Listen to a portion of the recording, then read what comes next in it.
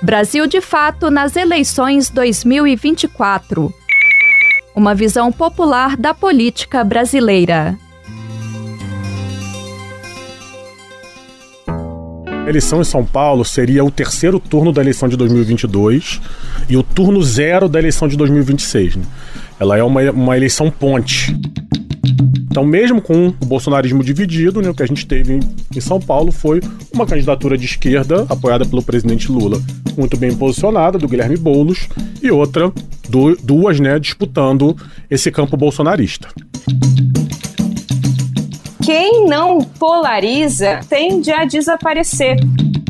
E o Marçal veio para mostrar que a polarização sim se impôs, e o Nunes, se tem alguma chance de ir para o segundo turno, é pela bolsonarização. A ideia de que o Ricardo Nunes, por ser de centro-direita, por não ser um bolsonarista raiz, seria um sinal de que a polarização não se impôs em São Paulo. É uma análise muito ingênua, né? Porque a eleição, na verdade, do Lula em 2022, ela conseguiria cumprir um papel de apaziguar a política a partir de uma tentativa de uma política paz e amor 2.0.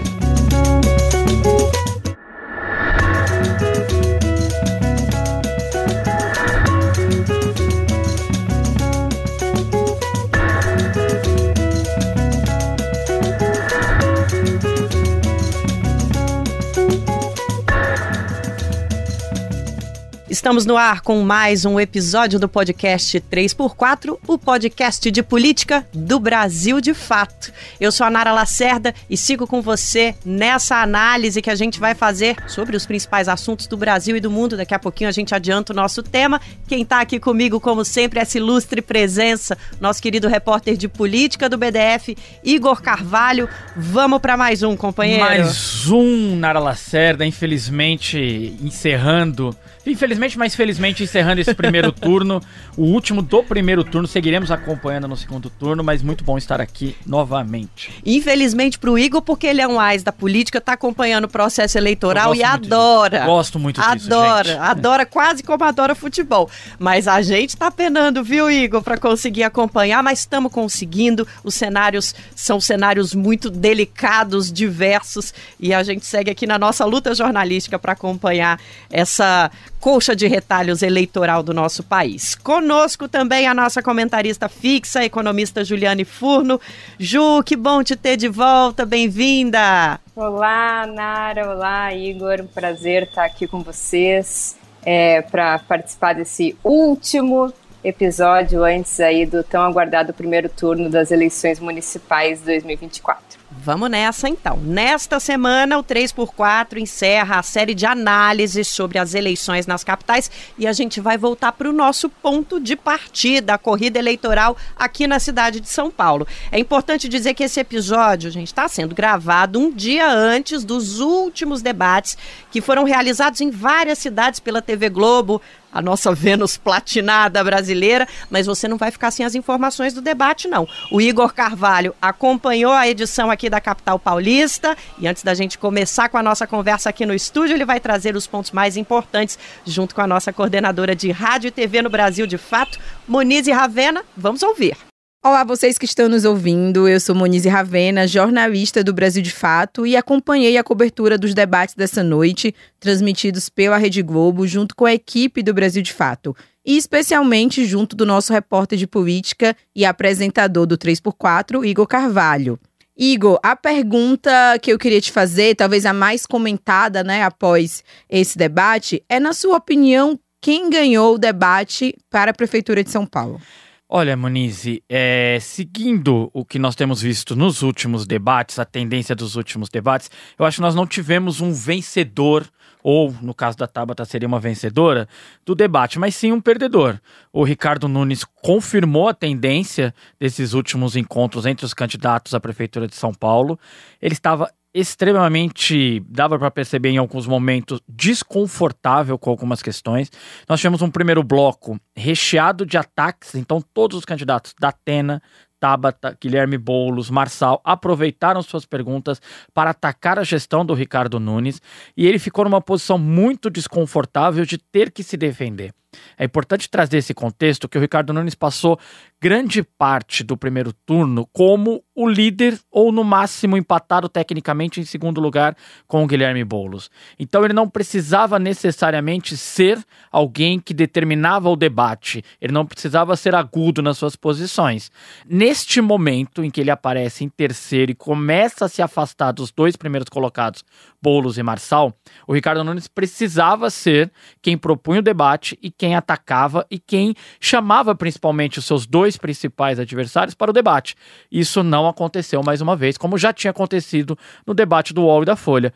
E Moniz, você que acompanhou o debate também, o que você viu, o que você destaca desse encontro entre os candidatos? Eu queria destacar a atuação, duas questões relativas à atuação do Guilherme Boulos, que hoje é o líder das pesquisas, que chamou bastante a minha atenção. Uma, ele focou em apresentar propostas, então ele apresentou propostas para praticamente todas as áreas que ele foi perguntado. Achei propostas ousadas, né? Fica o questionamento de até quando ele vai conseguir. Mas algumas propostas até contraditórias com a própria trajetória do Guilherme Boulos, né? Como a defesa da GCM armada.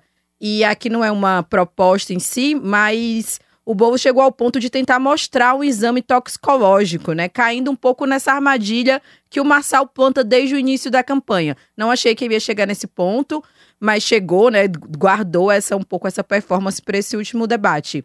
O Boulos também retomou o tema da privatização dos cemitérios. Queria só lembrar que essa denúncia, né? Um furo aqui do Brasil de Fato, do Igor Carvalho, que está aqui comigo, e da Caroline Oliveira. Sempre bom a gente lembrar. Igor, e para você, se a gente, com o fim desse debate, mira no segundo turno, o que a gente pode esperar de um possível segundo turno aqui na cidade de São Paulo? Olha, Muniz, o debate nos deixou alguns sinais. Não de hoje, já de algumas, pelo menos 2 semanas, o Datena sinaliza ter feito ali, fez algumas dobradinhas e sinaliza um apoio ao Guilherme Boulos no segundo turno. É muito difícil imaginar que, embora a trajetória do PSDB sempre nos surpreenda, mas é difícil imaginar que o Datena não vá apoiar o Guilherme Boulos no segundo turno. Sobre a Tabata, eu acho que a Tabata sai maior do que entrou nessa campanha, soube aproveitar a forma, o jogo que os 3 primeiros fizeram para sobressair o seu discurso, colocar mais propostas no debate eleitoral. Ela chega mais forte em 2026? Ela chega mais forte em 2026, qualquer que seja a sua pretensão, né? E aí eu acho que tem um ponto. Hoje nós vimos já um ensaio na pergunta sobre saúde de uma dobradinha entre Guilherme Boulos e Tabata. Alguns cientistas políticos, Muniz, e eu acho que é um movimento natural, têm falado que nessa reta final, até domingo, alguns eleitores da Tabata, para evitar um segundo turno entre Marçal e Nunes, podem já adiantar um voto no Guilherme Boulos para colocá-lo numa situação favorável no primeiro turno. Então eu acho que a gente já tem um esboço, pelo menos da parte do Guilherme Boulos, do que deve acontecer no segundo turno, até porque são os 2 candidatos menos competitivos. Vale um destaque aqui que triste fim do PSDB em São Paulo, cidade onde ele foi fundado, o partido foi fundado, não tem nenhum vereador, é difícil imaginar que consiga encher uma mão de vereadores esse ano, e o Datena, nesse momento, com apenas 4%, 3% em algumas pesquisas de intenções de voto. A Tabata sai maior, e acho que fica essa incógnita para domingo, Muniz. Marçal ou Nunes e como eles vão se resolver para o segundo turno depois. Então a gente teria um palanque do Guilherme Boulos já conformado, inclusive com a presença do PSDB, mas você tem dúvida sobre o palanque do Marçal, caso ele vá para o segundo turno? Eu tenho dúvida, porque eu acho que o MDB, influenciado pelo Lula, pode tomar uma posição.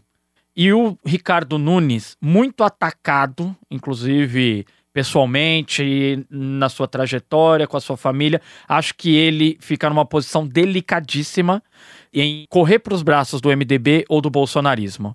Ou ele vai para o palanque do Boulos, ou ele vai para o palanque do Marçal. O que fazer? Ou ele faz o que fez Ciro Gomes, vai para Paris, encerra seu mandato e não apoia ninguém.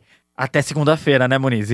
Até segunda, a gente segue com a nossa análise aqui no 3x4 sobre a eleição em São Paulo. E a gente continua a pensar e analisar a disputa em São Paulo, que traz uma série de elementos de polarização e nacionalização do debate político. Mas, tão próximo do primeiro turno, nós não vamos deixar de informar sobre outras regiões. num levantamento feito pelo nosso Camisa 10 da Editoria de Política, com cruzamento de dados e destaques que a gente vai sugerir aqui no finzinho do nosso podcast. Vamos trazer o filé das disputas nas capitais, as curiosidades e o que você precisa ficar de olho no Brasil todo. A capital paulista, que é o nosso tema de agora, vive um cenário acirrado. O atual prefeito Ricardo Nunes, do MDB, o deputado federal Guilherme Boulos, do PSOL, e o coach Pablo Marçal, do PRTB, continuam tecnicamente empatados nas pesquisas, a menos de 2 dias do primeiro turno das eleições. Na sequência, temos a deputada Tabata Amaral, do PSB, que se mantém na 4ª posição, e o apresentador José Luiz da Atena, na 5ª posição. Para a gente analisar as últimas movimentações dos candidatos e candidatas e o que está em jogo, a gente convidou o cientista político e coordenador do OPEL, o Observatório Político e Eleitoral, Josué Medeiros, professor da UFRJ, Universidade Federal do Rio de Janeiro. Olá, professor Josué, bem-vindo, obrigada pela participação. Olá, Nara, olá, Igor, oi, Ju. Prazer estar aqui com vocês no podcast do Brasil de Fato. Vamos conversar. Bora para as cabeças, Igor. Josué, queria abrir esse nosso papo aqui, e aí em seguida a gente já chama a Ju também para repercutir isso. Vamos chegando aí ao fim dos primeiros 45 dias de campanha em São Paulo. Acusações inúmeras, judicialização, cadeirada. Apesar desse baixo nível, que saldo, que análise você faz sobre o primeiro turno, a disputa em São Paulo? Olha, Igor, a gente no OPEL, a gente faz há 3 eleições, né, em 2020, 2022 e agora em 2024, um monitoramento das campanhas no Brasil inteiro, que é um projeto que a gente tem sempre 30, 40 estudantes de graduação, acompanha todas as capitais, a gente acompanha também o interior do estado do Rio, né, que a gente é vinculado lá tanto à FRJ quanto à Universidade Federal Rural, e a gente acompanha também vários temas, candidaturas antirracistas, candidaturas dos movimentos sociais, candidaturas feministas, bancada da bala, por aí vai. E a gente vem falando, né, eu já escrevi algumas vezes sobre isso, que a eleição em São Paulo seria o 3º turno da eleição de 2022 e o turno 0 da eleição de 2026. Né? Ela é uma eleição ponte. Né? O que acontecia em São Paulo vai reforçar uma tendência de 22 ou construir uma outra para 26, dependendo de quem ganhar. Né? Então acho que a principal lição que a gente tira é que isso se consolidou. Mesmo com 2 candidatos dividindo o polo bolsonarista? Mesmo com 2 candidatos, porque a questão é que a mídia empresarial, parte da ciência política também acadêmica, disse que a eleição de São Paulo não teria polarizado por conta do Ricardo Nunes. Né? A ideia de que o Ricardo Nunes, por ser de centro-direita, por não ser um bolsonarista raiz, seria um sinal de que a polarização não se impôs em São Paulo. E o Marçal veio para mostrar que a polarização sim se impôs, e o Nunes, se tem alguma chance de ir para o segundo turno, é pela bolsonarização da sua própria figura e da sua própria candidatura. Então, mesmo com o bolsonarismo dividido, né, o que a gente teve em São Paulo foi uma candidatura de esquerda, apoiada pelo presidente Lula, muito bem posicionada, do Guilherme Boulos, e outra, duas, né, disputando esse campo bolsonarista. Ô Ju, te trazer aqui para esse debate, queria te escutar um pouco sobre isso. Te pareceu que São Paulo teve de fato uma eleição polarizada? Como que você enxerga isso, essa divisão em 3 pernas da eleição aqui em São Paulo? Achei muito interessante, em primeiro lugar, essa análise que o Josué traz. E me lembro, inclusive, né, pensando no turno 0 da eleição seguinte, de como foi o desempenho da eleição municipal que o Fernando Haddad disputou no ano de 2016. Né? Dá para dizer que ela precipitou, que ela ensejou um pouco do que viria a ser a performance das eleições presidenciais de 2018. Né? Claro que houve ali a figura do encarceramento, né, e da inabilitação do presidente Lula, mas ainda que extrapolando para as eleições governamentais, já antecipou, né, o resultado eleitoral bastante desastroso das candidaturas de esquerda, especialmente das candidaturas petistas. Então, acho que isso reforça a centralidade, né, da eleição de São Paulo, também para medir um pouco como termômetro como está a situação política e também como está a situação do próprio governo federal, pensando para as eleições de 2026. Agora, eu concordo com esse cenário, né? E eu acho que é uma análise muito ingênua, né, principalmente de setores da esquerda, que identificaram que uma candidatura, que a eleição, na verdade, do Lula em 2022, ela conseguiria cumprir um papel de apaziguar a política a partir de uma redefinição, uma tentativa de uma política paz e amor 2.0. Quer dizer, é possível distensionar a política, tentando ali, né, um equilíbrio de uma boa distribuição, né, a partir da política econômica, a partir da distribuição de cargos, em que se equaliza um pouco mais, né, os interesses dispersos, e isso distensionaria as distintas polarizações no espectro político e levaria a eleições mais tranquilas. E isso possibilitaria que a própria esquerda pudesse ir adotando um comportamento menos radical, porque os dois polos da política agora estariam numa situação mais confortável. Acho que essa constatação de que a eleição de 2022, a eleição do Lula, teria sido mais do que uma vitória eleitoral, mas uma vitória política, né, do fim do bolsonarismo, do fim da polarização, do início do fim da força da extrema-direita, da força ideológica da extrema-direita, se mostrou uma grande ilusão, e eu acho que essa eleição cumpre esse papel, de mostrar que a gente vive, sim, num período de polarização. Na minha opinião, é bom viver um período de polarização política, é bom para a esquerda, é bom para o acúmulo de forças, é bom para a politização da sociedade, é bom para os movimentos sociais, é bom para a esquerda progressista, mostrar a sua cara, mostrar suas pautas, crescer a partir, né, não só de pautas corporativas, mas da disputa de projetos, e não seria diferente. Eu acho que o Marçal, ele cumpre essa lacuna de contornos claros do que é a candidatura Marçal, e não tem escapatória, né? Eu finalizo um pouco com isso. Quem não polariza numa sociedade polarizada tende a desaparecer. E isso aconteceu com o que foi, né, a candidatura do Freixo nas eleições para governo do estado aqui no Rio de Janeiro. Isso tende a acontecer aconteceu em boa medida com o PSDB no estado de São Paulo, e o contrário aconteceu, né, com Guilherme Boulos, que é alguém que vem de uma esquerda mais radical, de um movimento social, de um movimento sem teto numa cidade, né, em que a especulação imobiliária é tão importante como é São Paulo. Aconteceu no Rio Grande do Sul, em que por 2.000 votos o Edgar Preto, um sem terra, no Rio Grande do Sul, não chega ao segundo turno para governo do estado. Então eu acho que essa eleição mostra um pouco isso, né? A importância, inclusive, de assumir posições radicalizadas em momentos de polarização, sob o risco de desaparecer politicamente. A sociedade clama um pouco por posições autênticas, radicalizadas, né? É um período de crise ideológica, de crise econômica. Eu acho que esse é talvez o grande recado, assim, que esse primeiro turno tenha dado. Aproveitando que a Ju trouxe essa figura do Marçal, ele cresceu, professor, por causa desse circo, né? Do que a gente chama de circo midiático.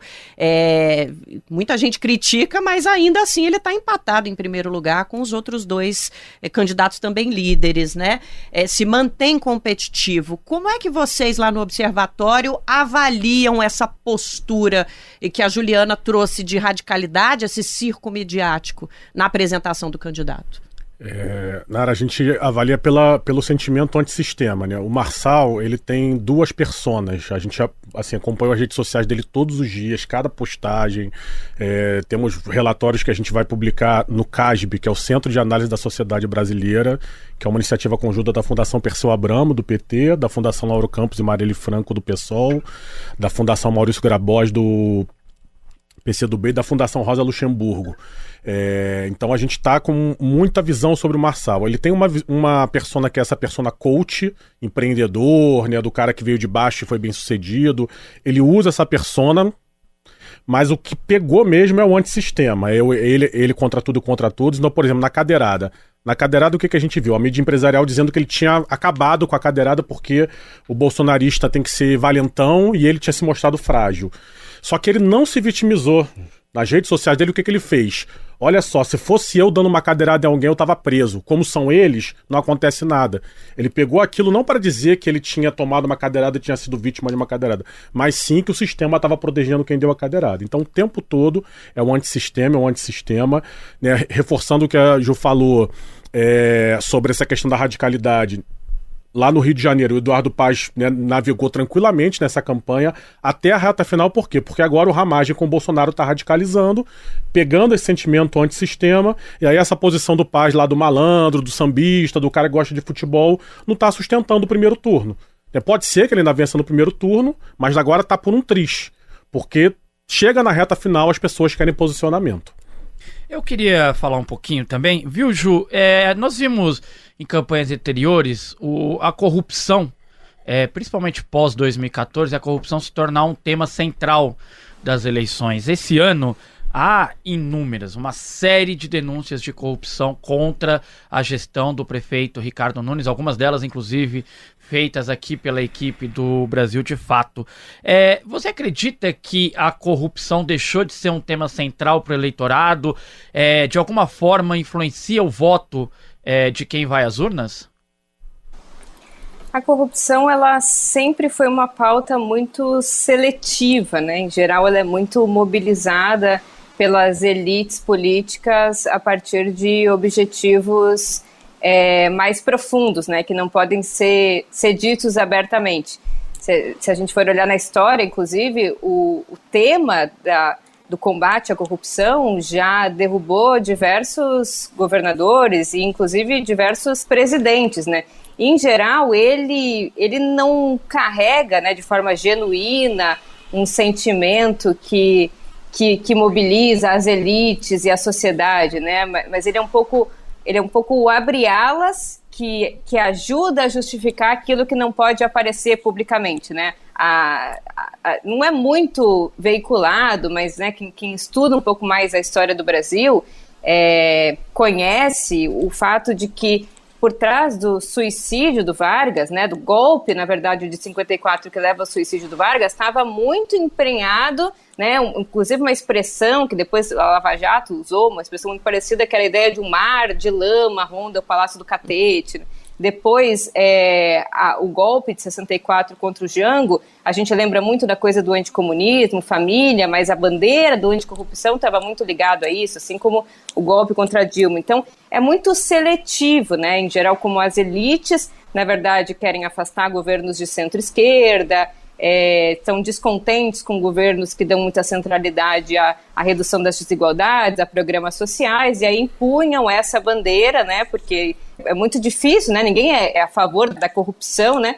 E a partir disso conseguem desgastar governos que, na verdade, os objetivos das elites estão no desgaste dos governos por outros objetivos. Então, agora me parece que é um típico caso em que os escândalos de corrupção, né? Ainda que os setores progressistas e o jornalismo anti-hegemônico tenta dar muitos holofotes em relação aos casos do Nunes, é algo que, para mim, que estou no Rio de Janeiro, e quando não acompanho essas mídias, né, quando não abro o site do Brasil de Fato, mas quando olho o jornalismo tradicional, isso quase não é um tema. Então, me parece que dessa vez não é uma temática que os eleitores vão às urnas quase no caráter plebiscitário, né? Não quero a Dilma porque sou anticorrupção, voto no Bolsonaro porque o PT é corrupto, né?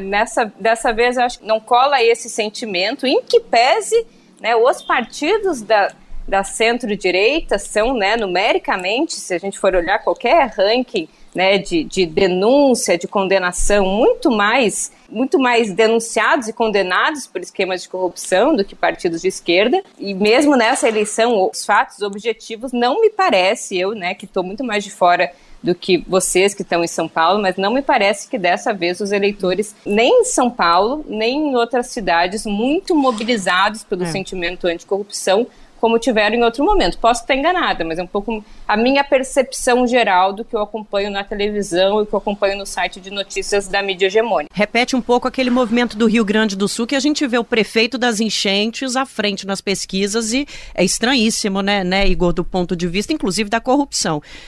Voltando aqui para o professor, a gente tem Quaest, Real Time, Big Data, mostrando empate técnico entre Nunes, Boulos e Marçal, todos de 22% a 24%.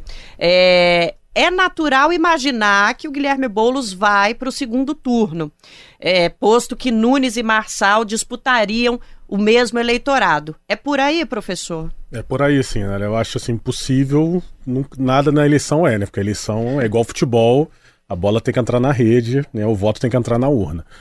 Mas assim, tanto pelo histórico mais de médio prazo do voto em São Paulo, quanto pelo histórico recente, a gente pode projetar a esquerda no segundo turno, e a principal candidatura da esquerda é o Boulos, né? Se a última vez que a esquerda ficou em terceiro lugar em São Paulo, a gente foi em 1985. Olha. Então são 40 anos aí que a esquerda ou fica em primeiro ou fica em segundo em São Paulo. Desde 88, quando ganhou a Erundina, né, até 2020, quando o Boulos ficou em segundo, né, vitória do Bruno Covas.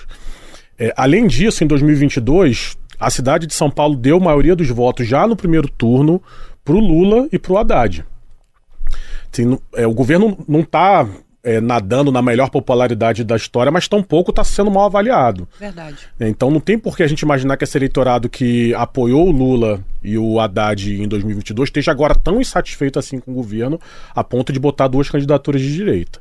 Por fim, tem a própria disputa de voto, né? Quando a gente vai abrindo as pesquisas, a gente vai desagregando, a gente vê que quando o Marçal cresce, ele não tira um voto do Boulos, ele tira do Nunes. Quando o Nunes cresceu, ele tirou do Marçal. Exato. E por aí vai. Eles ficam trocando o eleitorado bolsonarista, ali, exatamente. Né? Uhum. E o Boulos, se tinha um risco, era o risco de algum voto dele para a Tabata. Isso não aconteceu, né? A Tabata ficou no patamar ali de 10%, que é um patamar histórico também que tem em São Paulo. A gente tem um candidato meio de centro-direita, meio de centro-esquerda, com 10%, 12% dos votos em São Paulo, desde que o mundo é mundo. O fenômeno Celso Russomano da última década. O candidato à Prefeitura de São Paulo, Celso Russomano, do Republicanos, admitiu sua terceira derrota consecutiva nas eleições municipais da capital. Com o apoio do presidente Jair Bolsonaro, atualmente sem partido, Russomano chegou a liderar as pesquisas no início da campanha, mas terminou a disputa na quarta posição, com apenas 10,5% dos votos válidos. Essa foi a terceira vez que Russomano tentou o cargo de prefeito da capital e, mais uma vez, não conseguiu avançar para o segundo turno.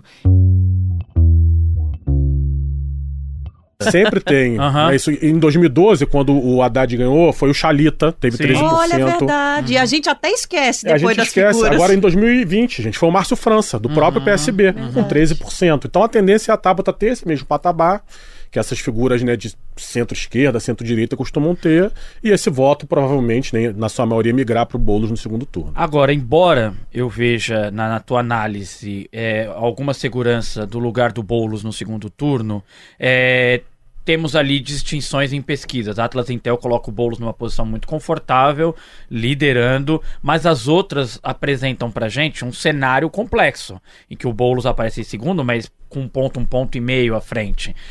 Se o eleitor até sábado, ele olhar esses números, o eleitor da Tabata Amaral, ele olhar esses números e ele se preocupar com o segundo turno Nunes e Marçal, nós podemos ter uma onda de voto útil de eleitor da Tabata para evitar esse segundo turno Nunes e Marçal? Podemos sim, Igor. Agora eu acho que as pesquisas vão ajustar até sábado o Boulos desgarrado, como a Big Data fez hoje, que já botou o Boulos com 26%. Né? A Big Data estava botando o Boulos ali no meio, né? Nunes, Boulos, Marçal. E agora o Boulos já subiu para primeiro, ainda dentro da margem de erro, mas aí são ajustes que os institutos vão fazendo. Eu apostava, inclusive no começo, no próprio monitoramento do OPEL, que teria essa migração, como foi em 2022. Assim, a migração de 2022, gente, que fez a eleição quase acabar no primeiro turno, que deprimiu as intenções de voto do Ciro e da Tebet, não foi um voto útil do sentido meu candidato pode ficar fora do segundo turno. Foi aquele voto de rejeição. Uhum. Eu até prefiro o Ciro, mas como eu detesto mais o Lula, eu vou de Bolsonaro, porque a maioria dos votos do Ciro migrou pro Bolsonaro. Uhum. E muitos votos da Tebet migraram pro Lula. Então eu tava esperando um movimento desse tipo. Isso não aconteceu. De fato, a Tabata chegou né, sustentável, com 10%, aí pode ser um pouco menos, um pouco mais. Apareceu com 11% na Paraná Pesquisas de terça-feira. Ela está nesse patamar de 2 dígitos e chegou até a reta final com isso, mérito para ela. Mas esse movimento que você falou pode acontecer se até sábado continuar esse bololô entre os três, que eu acho que as pesquisas vão começar a desgarrar o Boulos e manter o bololô só do Nunes e do Marçal. Eu queria que você falasse um pouquinho sobre a Tabata, Ju. A Tabata às vezes parece uma figura, ela se coloca muito numa posição de vítima da direita, vítima da esquerda, mas é possível imaginar que o eleitorado dela esteja mais próximo do Boulos, né? Você acha que é possível esse fenômeno numa reta final? Eu acho que é possível. Eu acho que depende um pouco das pesquisas e depende também do teor da campanha no último período, né? Se a campanha vai apostar nesse tipo de jogada, né? Se vai apostar nesse tipo de sentimento, vai apostar nesse tipo de apelo. Mas eu acho que tem bastante voto para migrar, né? Eu acho que, assim, o eleitor da Tabata, ele quer construir uma posição, né? Ele quer demarcar uma posição política, né? Em geral, esse eleitor mais politizado em alguma medida, não militante, mas que é descontente com a polarização, é descontente com a violência, é descontente com os extremos e ao votar na Tabata, né, claro, tem vários perfis, né, tem esse perfil muito vinculado à meritocracia, às pautas da educação, né, aos jovens que vêm de baixo, se dedicam, né, e conquistam um lugar de excelência, esse perfil que não tem os vícios da política, leia-se os vícios da esquerda, na retórica da fala, né, na retórica do tom da fala, da forma de se expressar, da violência política, ao mesmo tempo do que é a representação da velha política, né? E eu acho que ele tem esse desejo de marcar uma posição, né? De fazer a sociedade identificar que eles existem, que eles clamam por um outro tipo de fazer política. Ainda que eu não ache que a Tabata seja um expoente do neoliberalismo, está associada a um comportamento político de caráter neoliberal, de um comportamento político-econômico de caráter de uma ideia de política como uma ideia de um espaço que não é um espaço das paixões, que não é um espaço, né, do exercício de fazer política, que envolve militância, que envolve ideologia, que envolve participação. É como se fosse um exercício de técnicos, de boas ideias. Eu acho que esse eleitor ele tem uma tendência a ir até o final, embora eu acho que no frigir dos ovos deve se associar no segundo turno mais ao Boulos do que ao Marçal ou ao Nunes, mas eu acho que ele tem uma tendência a tentar se manter visto e por isso não deve migrar tão facilmente no primeiro turno. Agora, há um personagem político sendo construído no caso da Tabata e isso está explícito desde que ela se lançou e na campanha também, né? Não tem como fugir muito dessa percepção que a Ju traz. O asséptico, o personagem limpinho, que não está para briga, está sendo construído mesmo. E é essa a imagem que ela tenta passar. Voltando para os outros candidatos aqui, professor, as pesquisas estão mostrando que Boulos perderia de Nunes, mas ganharia de Marçal. Portanto, haveria uma parcela do eleitorado de Nunes que votaria no Boulos, mas não no Marçal. Quem é esse cara? Quem é essa mulher? Quem são essas pessoas, professor? Olha, Nara, a primeira coisa é que eu sempre digo que pesquisa de segundo turno no primeiro turno tem pouquíssimo valor. Boa. O eleitor, quando é perguntado sobre esses cenários, ele não está pensando ainda no segundo turno. Então a gente viu uma manifestação muito forte em 2018 do cirismo, né, com aquela coisa, eu ganharia de todo mundo no segundo turno. Só que você não vai para o segundo turno, então não adianta esse cálculo, porque na hora que tiver o segundo turno as pessoas vão ser perguntadas sobre o cenário concreto e aí as vontades, as paixões, como disse a Ju, os engajamentos vão se manifestar de modo mais cristalino. Sim. Dito isso, né, o que teve desde o começo aqui na campanha muito nítido, que você tem um eleitorado de periferia que não é de esquerda e que votou no Lula em 2022 e que em 2024 tenderia a votar no Nunes por algumas coisas que a gestão dele fez. Mas esse eleitor periférico, que não é de esquerda, olha para o candidato do Lula com alguma atenção. Então, quando a gente vê aquela rejeição do Boulos, gente, ela é uma rejeição muito alta entre quem é de direita mesmo não vai votar de jeito nenhum. Esse eleitor de periferia, a gente viu isso muito no Grupo Focal, não só grupo focal eleitoral, a gente fez grupo focal pelo OPEL, com evangélicos, com trabalhadores sem direito, e a gente acabava perguntando, e aí você via que tinha uma certa rejeição, mas não era aquela coisa endemonizada. Qual é desse cara? Não sei qual é muito novo. Então tem um eleitorado aí que, né, um segundo turno entre Boulos e Nunes seria muito mais dura, porque esse eleitor está sendo beneficiado por algumas políticas públicas do governo Lula e está sendo beneficiado por algumas políticas públicas da prefeitura e fica oscilando. Indo o Marçal, a tendência desse eleitor é olhar para as políticas públicas do governo Lula, olhar para o antissistema do Marçal que não dá camisa para ele, né, não bota comida na mesa, e aí migra com mais solidez e com mais coerência para a candidatura do Lula. Né? Mas o mapa da eleição de 2020 nos mostra que o Guilherme Boulos teve muita dificuldade na periferia, né? O Bruno Covas vence, exceção à Zona Sul, principalmente ali bairros que já são quase uma área mais rural de São Paulo, Parelheiros, o Boulos ganhou ali, onde inclusive tem uma concentração de algumas ocupações do MTST no resto da periferia, embora não flagrado com tinta forte, nós tivemos uma vitória do Bruno Covas, né? Então imagino eu que haja um esforço da campanha do Boulos em olhar para essas regiões para o segundo turno, não? Sim, com certeza, mas é exatamente o que você falou. Em 2020 o que você tinha, né? Você tinha uma máquina da prefeitura apoiando o Covas, né? E você não tinha uma máquina federal apoiando o Boulos, porque era o Bolsonaro, né? O que muda esse jogo na periferia hoje em São Paulo é que você tem o governo Lula. Né? Então, se for Boulos e Nunes, você vai ter duas gestões, cada uma puxando para um lado, claro. E esse eleitor pensando qual daquelas políticas públicas que mais impacta para onde ele vai caminhar. E aí, se a Nara, nossa comandante, me permite aqui rapidinho, nós devemos ter, inclusive, os dois mais presentes. O Boulos encerra no dia 5, no sábado, a campanha dele com o Lula na rua. Imagino que no segundo turno, tanto o Bolsonaro já alinhado com qualquer um dos dois candidatos, quanto o Lula devem estar mais na rua, e eu acho que aí nós devemos ver esse embate mais próximo, né? A gente vai falar sobre isso e outras coisas também no segundo bloco, mas vamos para um intervalo rapidinho, já voltamos. Você quer saber o que está por trás da produção desse podcast, conhecer os bastidores das nossas reportagens? Então você não pode perder a newsletter exclusiva do Brasil de Fato. Acesse brasildefato.com.br/boletim e se inscreva de graça. O link está disponível na descrição do episódio. Vem ficar mais perto da nossa luta. Aliás, vem lutar com a gente.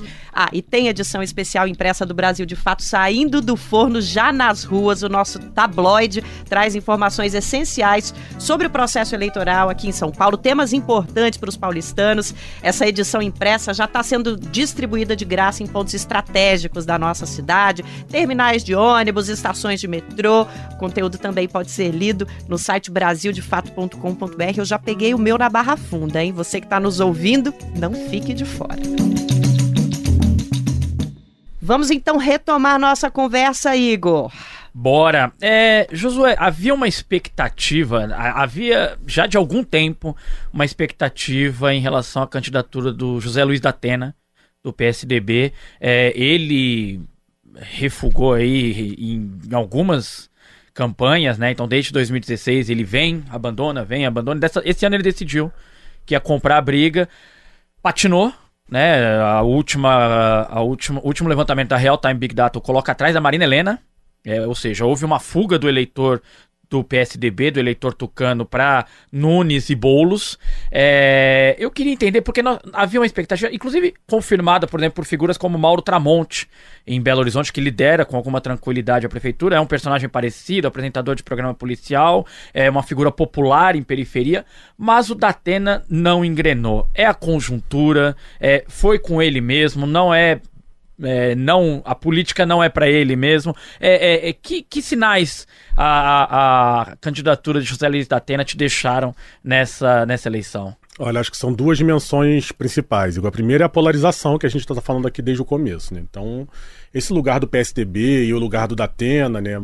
Da Atena, de novo, ele tentou pegar um conservadorismo popular que não é anti-Lula, né? Inclusive, nas primeiras pesquisas, quando o da Atena, não sei se vocês lembram, aparecendo na Quest com 19%, quando a gente abriu, ele tinha 30% dos eleitores que votaram no Lula em 22. Olha só. Então você tinha isso, um eleitor que foi de Lula porque rejeitava o Bolsonaro. Mas, inclusive tem o famoso vídeo vazado dele sentado com Boulos conversando, exatamente. ou seja, mostra ali que ele não era um candidato deslocado da direita. Exatamente. Né? Só que esse eleitor, ele vai pro polo, porque se ele... Né, ele é um conservadorismo popular. Se o maior vetor dele é o conservadorismo, ele vai pro Bolsonaro. Se o maior vetor dele é o popular, ele vai pro Lula, não tem jeito. E tem uma dimensão comunicativa também, né? O Datena é um homem da televisão, né? O Marçal, ele é o homem do digital. O Marçal não existe fora do digital. E esse sucesso dele também é explicado um pouco por isso. Agora eu só queria fazer eu gosto muito de fazer aposta em eleição, tá? Ah, adoro também. Se quiser, a gente fecha uma aqui. E eu já vou fazer uma agora. O segundo turno em BH vai ser sem o Tramonte. Vai ser o Fuad, mas é ousado. O Fuad e o Bruno Engler, porque tá pegando isso pra ele também. O voto útil petista em Belo Horizonte tá muito forte no Fuad, né? O Fuad e o Engler com essa... Nicolas, essa dimensão digital, pegando o voto da extrema-direita que o Zema estava conseguindo botar no Tramonte, mas o Tramonte não é um homem desse tempo. Mas eu vou fechar essa aposta contigo, eu vou dizer que vai ser Tramonte e Fuad Noman. Fechou. Quando a gente fala que é igual ao futebol, a gente não tá brincando não, hein, Ju?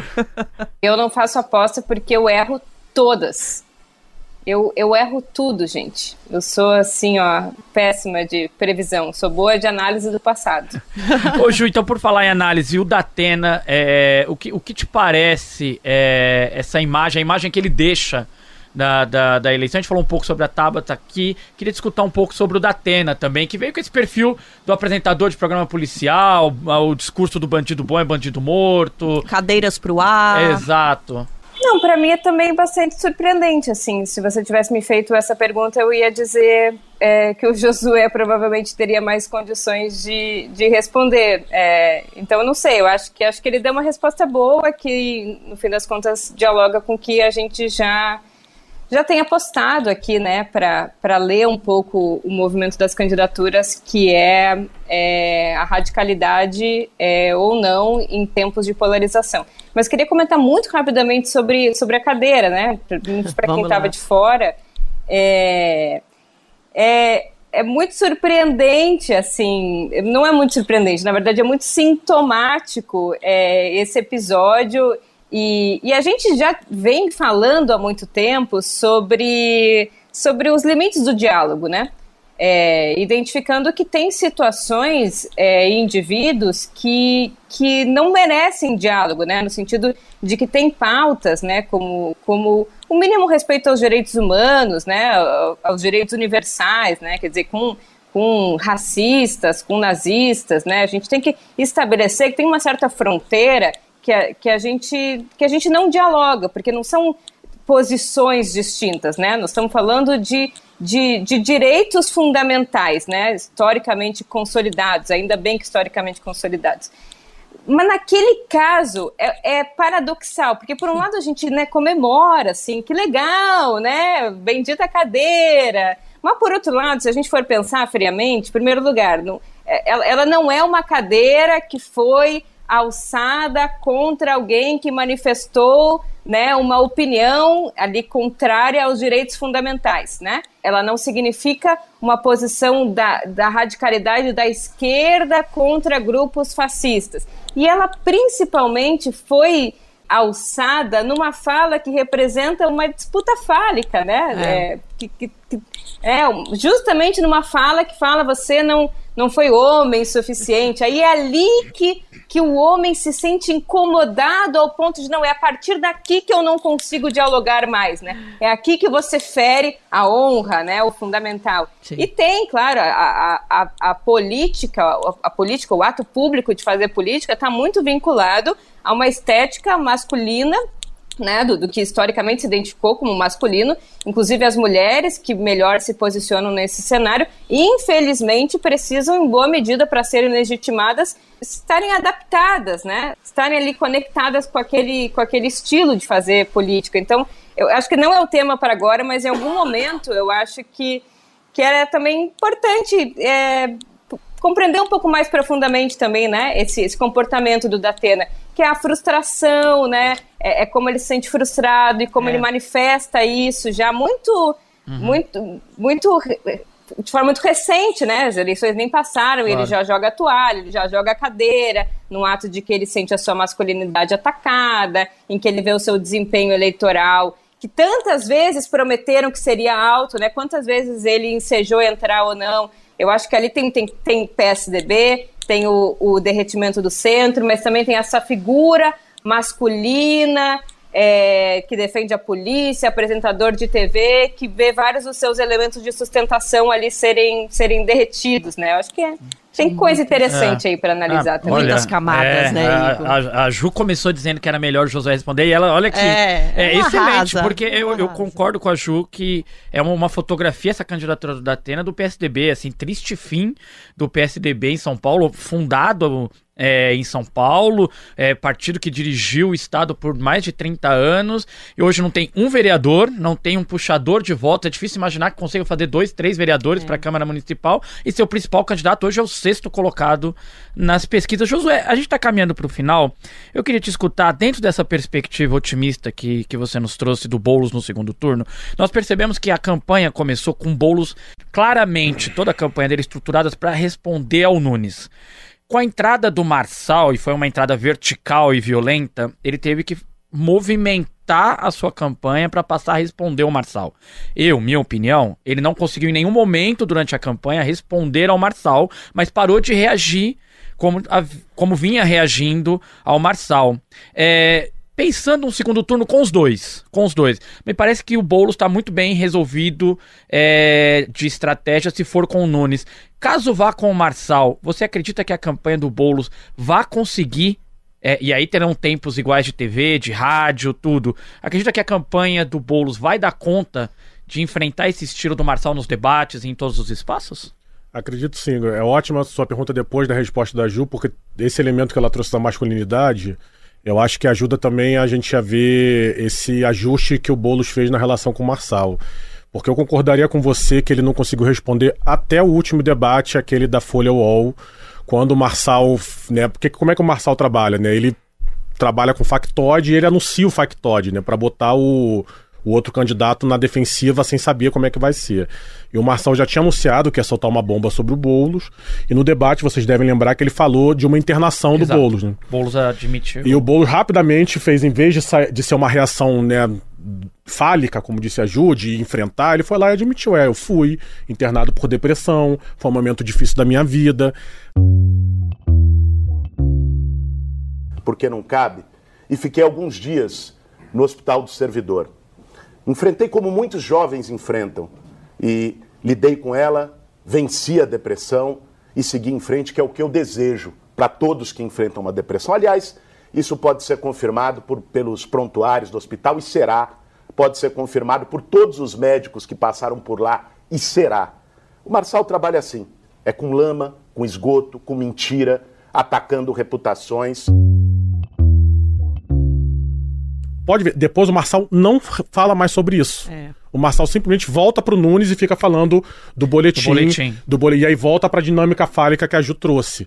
Então o Marçal ele só consegue jogar esse jogo. Se você sai desse jogo, como o Boulos conseguiu sair nesse momento, quando é que o Boulos não conseguiu sair? Naquela coisa da carteira de trabalho. Sim. Que foi logo assim que o Marçal tinha acabado de chegar. Então tinha um elemento surpresa aí que o Marçal não tem mais.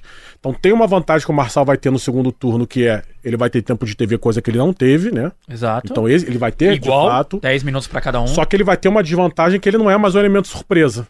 E esse debate agora da Folha UOL, a postura do Boulos com o Marçal mostra que tem como criar antídoto para essa postura aí horrorosa que ele faz na dinâmica individual com os demais candidatos. Legal. E Naranjo, esperamos também que os sites, jornais, as emissoras que organizem debates saibam compreender o momento e organizem dinâmicas que favoreçam o debate, não selvageria, cavalaria no encontro dos candidatos. Teve exemplo de debate bom, então assim, gente, é possível. Agora, vou combinar, Igor, cada disputa que o Brasil coloca a gente para assistir, meu camarada.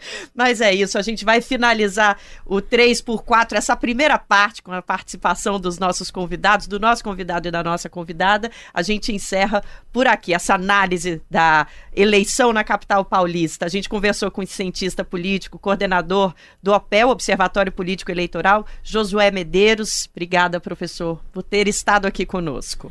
Eu que agradeço, gente. Eu lá no Rio fazia parte do núcleo Piratininga de comunicação, que vocês devem conhecer, né? Que Sim. fazia a edição do Brasil de Fato lá. Então, para mim é sempre um prazer estar aqui com vocês, é sempre estar em casa. E aí fico à disposição quando vocês quiserem aí outros papos. Também estou sempre escutando, sempre divulgando. Realmente muito bom ter fechado aqui com vocês esse primeiro turno. Pô, mas foi excelente, foi excelente. Muito obrigado mesmo. Vou cobrar nossa aposta. Vamos lá. Ju Furno, que saudade. Um beijão pra você. Que bom que você esteve aqui com a gente hoje. Estamos te esperando de uma próxima, hein? Um beijo, gente. Josué, muito bom conversar com você. Um grande abraço, Nara e Igor, e até a próxima. Valeu, Ju. Até a próxima. E agora, como a gente prometeu no começo do nosso programa, a gente vai trazer alguns destaques feitos a partir da análise, do cruzamento de dados que foram realizados aqui no Brasil de Fato. Tem algumas situações que falam muito sobre a realidade política nacional e é bom todo mundo ficar de olho. Para esse compilado, a gente usa os conhecimentos e o repertório do nosso querido Igor Carvalho, que acompanhou tudo nos últimos meses. Igor, o que é que você trouxe para a gente começar esse raio-x de filé mignon, hein? Nara Lacerda, nós vamos ser ligeiros, seremos ligeiros aqui. Vamos lá. Tá bom? Olha, eu diria que para nós ficarmos de olho no domingo, tem uma primeira questão que vamos começar por um possível recorde. A disputa pelo governo de Macapá, capital do Amapá, que pode ter o prefeito eleito com o maior percentual do país, que é o Dr. Furlan, do MDB, que já apareceu em algumas pesquisas com 91% das intenções de votos em pesquisas locais e que tem variado 86, 82, 90. Então é bom a gente ficar de olho, Nara. Olha, numa capital tão pequenininha, hein? E no Tocantins, em Palmas, Igor, Janadi Valcari, do PL, pode se tornar a única prefeita preta de uma capital, né? Exato. Na última pesquisa para a Prefeitura de Palmas, do Instituto Paraná Pesquisa, ela aparece com 45% das intenções de voto. Certeza mesmo, Nara, sofre no fechamento das urnas, mas a campanha dela na reta final tem crescido muito. Lá no sul, a Florianópolis vive um cenário peculiar. O PT e o PSOL racharam. E a pergunta essa ruptura acabou com as chances no segundo turno, Igor? Olha, Nara, a questão é que Marquito, do PSOL, e o Lela, do PT, bateram de frente durante toda a campanha e o caminho ficou livre para o atual prefeito Topázio Neto, do PSD, que inclusive é bolsonarista, é apoiado pelo Bolsonaro lá, e ele disparou nas duas últimas semanas, tem aparecido com 48%, 47% das intenções do voto e pode ganhar no primeiro turno. Aí complica, hein, gente? Lá no Rio de Janeiro, a corrida que parecia que estava já determinada teve uma ameaça meio inesperada. O Eduardo Paes, do PSDB, estava tranquilíssimo, oscilou 4 pontos percentuais nos últimos tempos aí, agora tem 53% das intenções de voto, segundo a Quest. Já o Alexandre Ramagem, do PL, tem crescido bastante com o apoio do ex-presidente Jair Bolsonaro, oscilou 2 pontos para cima, registrando 20%, e acabou aquele conforto todo que estava na vida do Paes, hein, Igor? Exato, Nara. Agora o Eduardo Paes, na reta final, vai ter que contar muito com o apoio do Lula, e vamos descobrir no domingo juntos se o Ramagem chega no segundo turno. Mesmo chegando, vai ser um cenário complicado para ele. O Eduardo Paes chega com um índice muito alto. Em Fortaleza, Nara Lacerda, capital do Ceará, 3 candidatos estão tecnicamente empatados e brigam por 2 vagas no segundo turno. O Evandro Leitão, do PT, o André Fernandes, do PL, e o Capitão Wagner, do União Brasil. O cenário é imprevisível e qualquer um deles pode ficar de fora do segundo turno. É difícil cravar ali, viu, Nara? E em Belém, no norte, o atual prefeito Edmilson Rodrigues, do PSOL, tenta salvar a campanha de reeleição nessa última semana. Ele está em 3º lugar nas pesquisas, atrás do Igor Normando, do MDB, e do Éder Mauro, do PL. Se ele conseguir chegar no segundo turno, vai ser uma grande reviravolta, mas está parecendo uma missão muito difícil. Mais difícil ainda é imaginar quem pode enfrentar o Mauro Tramonte do Republicanos no segundo turno na disputa pela Prefeitura de Belo Horizonte em Minas Gerais, Nara. Além do Mauro Tramonte, que parece já ter uma vaga assegurada, apesar do que nos disse o professor Josué aqui, né, Nara? Nós temos ainda na briga o Bruno Engler, do PL, e o atual prefeito de Belo Horizonte, o Fuad Noman, do PSD, que nas últimas semanas aí tem ganhado a simpatia dos petistas e pode aparecer no segundo turno, viu? Em Goiânia, a briga também está muito boa. Adriana Accorsi, do PT, está empatada tecnicamente com Sandro Mabel, do União Brasil. Os dois lideram a corrida eleitoral. Logo depois está o Vanderlan Cardoso, do PSD, que disputa, de certa forma, o mesmo eleitorado de Sandro Mabel, o que pode ajudar a primeira colocada a manter a dianteira. Mas, como sempre, até o último minuto, tudo pode mudar. E para fechar, tem outros nomes com expectativa de votação expressiva pelo Brasil, com pleitos meio que definidos, né, Igor? Olha, Nara, a grande brincadeira que eu tenho feito aí é o bolão pra gente saber JHC do PL, João Campos, de Recife, do PSB, de Recife, Pernambuco, e o Bruno Reis, o atual prefeito de Salvador do União Brasil. Os três têm tido índices altíssimos que indicam as suas reeleições muito tranquilas, acima de 65%, 70%. Então, assim, é saber com quanto que eles vão ganhar. Os três são prefeitos, os três brigam por reeleição. E vamos esperar. Domingo, acho que teremos boas respostas do eleitor brasileiro, Nara. Eu não posso apostar por convicção religiosa, mas a gente quer que você que está nos ouvindo nos fale aí qual é o seu palpite. Não esquece, os espaços estão abertos nas redes sociais do Brasil de Fato e na área de comentários do Spotify. Bom, a gente chega ao fim desse episódio do 3x4 do Brasil de Fato. Para continuar acompanhando a nossa cobertura sobre os principais fatos de política do país e do mundo, acesse o brasildefato.com.br. E não perca a nossa cobertura especial das eleições municipais no domingo, dia 6, a partir das 4 da tarde, no YouTube do Brasil de Fato. Eu e o Igor vamos estar aqui também, viu? Bom, se você tem algo a dizer sobre o 3x4, dicas, sugestões, vou repetir o meu conselho. As redes sociais do Brasil de Fato estão abertíssimas para a sua participação. E lá no Spotify, na área de comentários, logo abaixo da descrição do episódio, você também pode colocar o que você está pensando. Vai lá e ajuda a gente a alcançar mais ouvintes. O 3x4 é apresentado por mim, Nara Lacerda, pelo meu colega de redação Igor Carvalho, tem direção de Camila Salmadio e Vitor Shimomura, os nossos comentaristas são Juliane Furno, João Pedro Stedley e José Genuíno, produção e roteiro Letícia Holanda, trilha sonora original Alejandra Luciani, edição e sonorização Lua Gattinoni, identidade visual Rafael Canoba. No Brasil de Fato, a coordenação de rádio e TV é da Monize Ravena e a coordenação de redes sociais é de Rafaela Cury. A direção executiva é da Nina Fidelis. A todo mundo até semana que vem e boa votação! Não se esqueça de ir às urnas.